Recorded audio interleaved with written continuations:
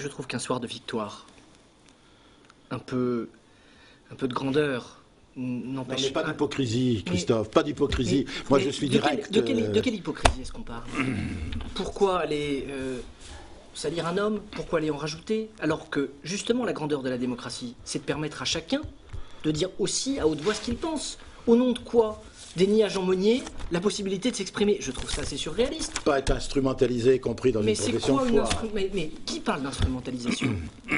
je trouve qu'il y a beaucoup de mauvaise foi dans la manière dont les choses sont évoquées. Et pour aller plus loin, les électeurs alors, en chacun juin... son tour. Mais non, mais attendez, on va laisser d'abord Christophe Béchu s'exprimer. Je veux bien être seul contre vous trois, à vous laisser savourer une victoire qui est claire, que je ne conteste pas. Mais je vous demande au moins... Non, mais je vous demande au moins... Mais non, mais je vous demande au moins... de me laisser clairement m'exprimer et répondre, parce que sinon... Mais de toute façon, je veillerai à la clarté du débat. Allez-y, Christophe. Deux mots pour dire que, encore une fois,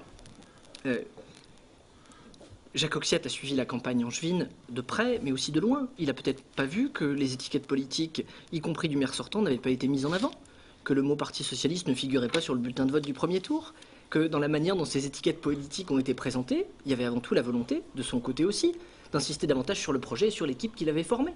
Donc je ne me sens pas dans une posture où un électeur ou une électrice à Angers ait pu ne pas savoir que j'étais candidat de l'UMP. Dès les premiers documents de campagne, les choses ont été indiquées. À aucun moment, enfin écoutez, je suis président de ce département. Chacun sait à la fois ce que sont mes opinions politiques et les options que je défends.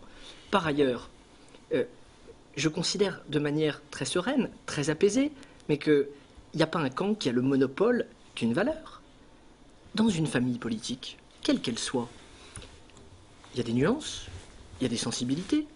Et je ne vois pas bien au nom de quoi on considérerait qu'il y a des valeurs qui sont préemptées par la gauche, d'autres qui sont préemptées par la droite, et au nom de quoi on me refuserait une sincérité quand je parle de solidarité, une sincérité quand je parle de social, une sincérité quand je parle de liberté.